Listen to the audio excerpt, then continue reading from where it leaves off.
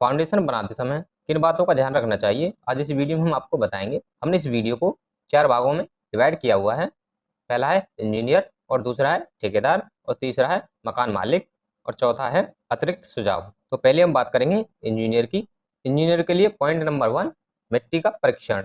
निर्माण स्थल की मिट्टी की क्षमता का सही आकलन करना बहुत ही जरूरी है। यानी कि जहाँ पर हम कोई भी बिल्डिंग या फिर कोई भी भवन बना रहे हैं तो वहाँ की जो मिट्टी है उसकी क्षमता की यानी कि उसकी कैपेसिटी निकालना बहुत ही जरूरी है। Point number 2, design. फाउंडेशन का डिजाइन भवन के भार या फिर मिट्टी की क्षमता के अनुसार होना बहुत ही जरूरी है। पॉइंट नंबर 3, सामग्री। अच्छी गुणवत्ता वाली सीमेंट, बालू और गिट्टी का इस्तेमाल करना बहुत जरूरी है। पॉइंट नंबर 4, कार्य दक्षता। निर्माण कार्य सही तरीके से और सुरक्षित तरीके से किया जाना चाहिए। अब हम बात करेंगे ठेकेदार की। तो पॉइंट नंबर 1, लागत। फाउंडेशन बनाने की लागत का सही अनुमान लगाना ये एक महत्वपूर्ण कार्य है। पॉइंट नंबर 2, समय।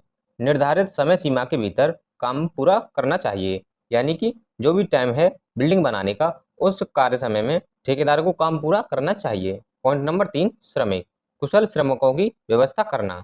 ठेकेदार को एक अच्छे मिस्त्री के द्वारा ही काम कराना चाहिए, जिससे काम करने में कोई परेशानी ना हो, कोई भी हमें तोड़फोड़ यानी कि कोई भी वेस्टेज ना हो। पॉइंट नंबर 4, सामग्री की उपलब्धता। निर्माण सामग्री की समय पर उपलब्धता सुनिश्चित करना। यानी कि ठेकेदार को ये ध्यान में रखना है कि हमारी जो साइट पर काम चल रहा है वहां पर कोई भी सामग्री यानी कि जैसे सीमेंट, सैंड, एग्रीगेट इत्यादि कोई भी बिल्डिंग मटेरियल की उपलब्धता समय पर होनी चाहिए। अब हम बात करेंगे मकान मालिक की। पॉइंट नंबर 1, गुणवत्ता। फाउंडेशन की गुणवत्ता सुनिश्चित करना बहुत ही जरूरी है। Point number 2, budget. बजट के अनुसार काम कराना। मकान मालिक को हमेशा बजट के अनुसार ही काम कराना चाहिए।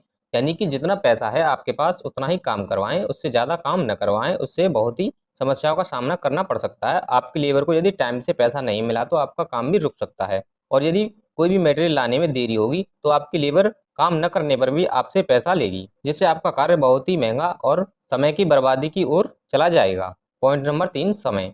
निर्माण कार्य में देरी न हो, इस बात का ध्यान रखें। नंबर 4, सुरक्षा। निर्माण स्थल पर सुरक्षा का ध्यान रखें। अब हम बात करेंगे अतिरिक्त सुझाव की। पॉइंट नंबर 1, पानी का निकास।